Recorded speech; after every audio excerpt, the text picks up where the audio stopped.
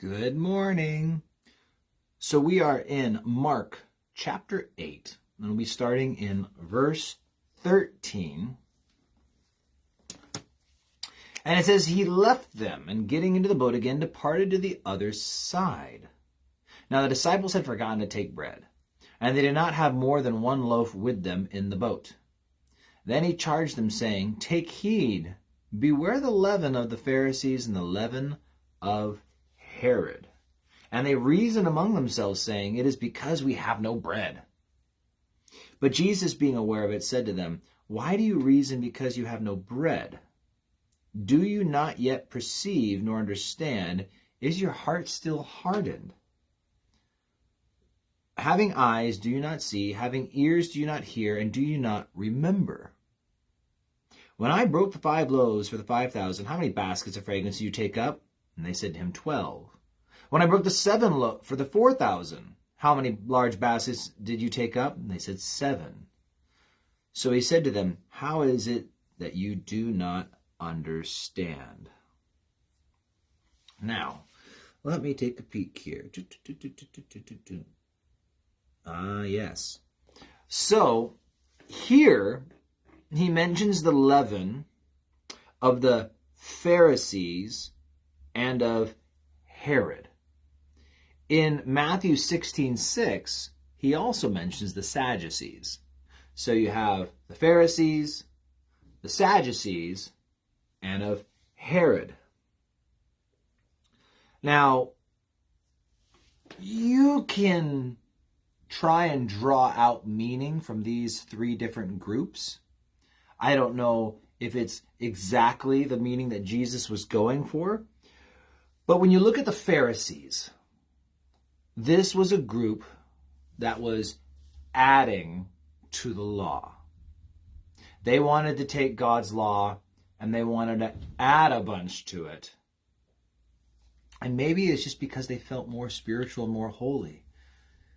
You know, Paul and the apostles, they had to deal with the Judaizers who were trying to add the Mosaic law to the gospel. Even today, it doesn't matter if it's a modern Judaizer trying to get Christians today to follow the law, or if we're talking about people trying to add religious rules that the Bible just doesn't give us. You have to dress a certain way if you're a Christian. You're not allowed to do certain things that the Bible just is silent on. And so Pharisees were adding to the law.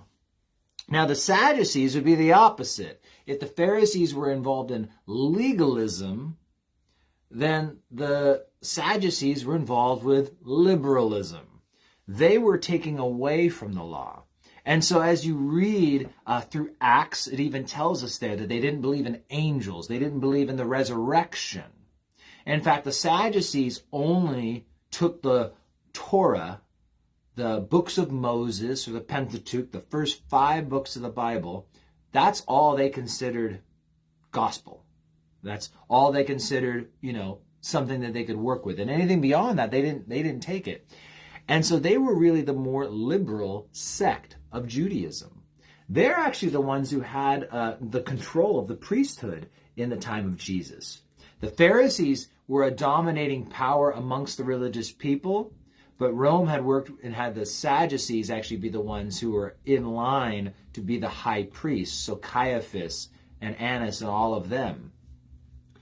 And so we have legalism, liberalism, and then Herod. Now, Herod wasn't really a Jew. He was an Edomite, Idumean. But he was kind of Jewish, right? Those people at that point, they were following Jewish law.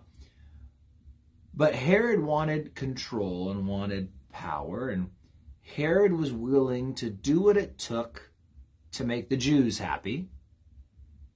And he was also willing to do what it took to make the Romans happy. Herod was an appeaser. Herod was a seeker-friendly kind of guy.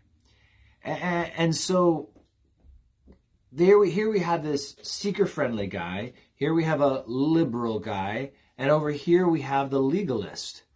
And so Jesus says to beware of the leaven of these groups. Now, we look through the New Testament, and leaven always has the same meaning, really. The same idea is that it's a sin, or it is sin, and that sin spreads. 1 Corinthians 5. I could almost just quote it verbatim, but I might as well just flip there and read it. 1 Corinthians 5, where Paul says, where did I lose my spot? Puffed up. You're puffed up. That's kind of alluding to the leaven. There we go. Verse 6, your glorying is not good. Do you not know that a little leaven leavens the whole lump? Therefore purge out the old leaven, that you may be a new lump, since you are truly unleavened. For indeed Christ our Passover was sacrificed for us. And so he's talking about how as believers they should be unleavened, without sin, separate from us, and that this leaven will spread. And knowing that leaven spreads, and it's this sin, if you go to Matthew 13 and you keep that in context, there is the parable of the leaven. Matthew 13:33, and another parable he spoke to them. The kingdom of heaven is like leaven, which a woman took and hid 3 measures of meal till it was all leavened.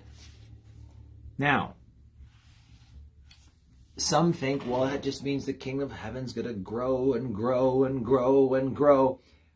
But again, notice how Matthew 13, the idea of the mustard seed and the leaven, people think it's going to grow into this beautiful thing, but the mustard seed becomes a tree where birds land in it. Well, he explains in the explanation of the parable of the sower that the birds are the wicked ones. That's not a good thing to have the birds there. And notice that these parables come it comes in between, the mustard seed and the leaven comes in between the parable of the tares and then the explanation. They're in between the giving and the explanation. What's the parable of the tares all about? Well, that amidst the good plants, there's going to be weeds. And at the end of the parables of Matthew 13, it's the parable of the dragnet. We're going to bring in fish of all kinds, but in the end, we're going to separate the good ones from the bad ones. There is this message where the kingdom of heaven, the church, we're going to gather together, and there's going to be believers and unbelievers. We're all going to be mixed together. And at the end of the age, God will separate the real ones from the fake ones. Leaven's never a good thing, but here's, I think, what Jesus is making the point of.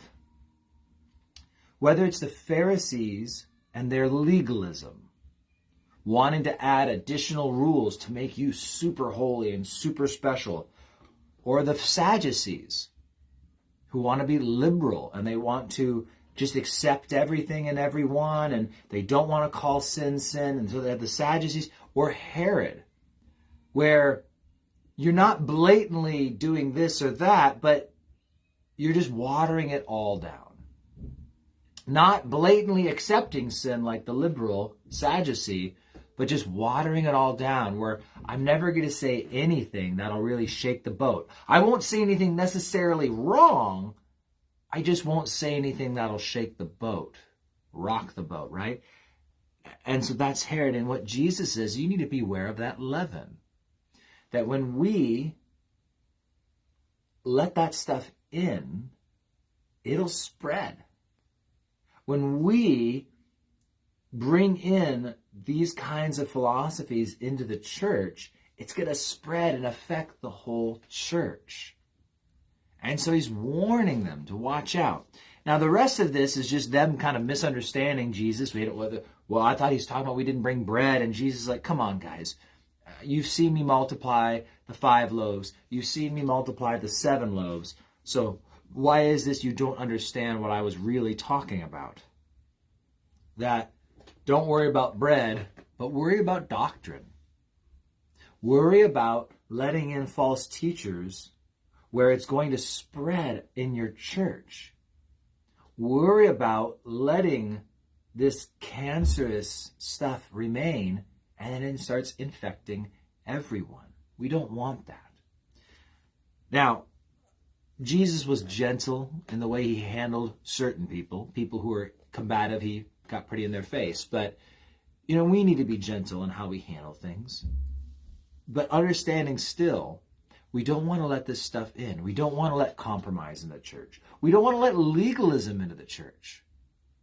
And it's funny because if the Sadducees and liberalism are over there, and the Pharisees and legalism are over there, it means we have to be balanced.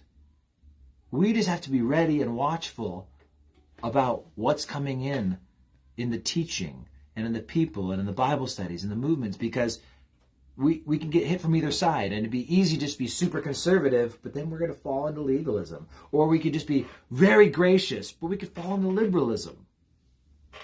And if we just don't do anything, in a sense, we can fall into seeker-friendlyism, like Herod. And so Jesus is trying to keep his people on their feet, making them realize you don't want false teachings and things to come into the church and spread and infiltrate. It's like leaven. You put a little bit of yeast, leaven, into your flour and water, and it spreads until the whole thing is now a leavened bread. It'll all rise because a little bit over time spreads. If you want to get your bread to rise faster, you add more yeast. But even a little tiny bit of yeast, if given enough time, will spread through the whole loaf. I make pizza. Many of you know that. And I have 2 different yeast ratios.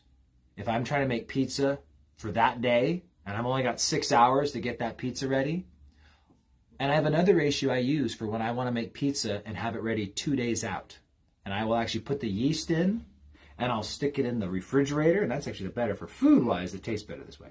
But stick it in the fridge, and that dough slowly lets the yeast spread over multiple days in the fridge. But the point is that, again, once the yeast gets in there, it's going to spread.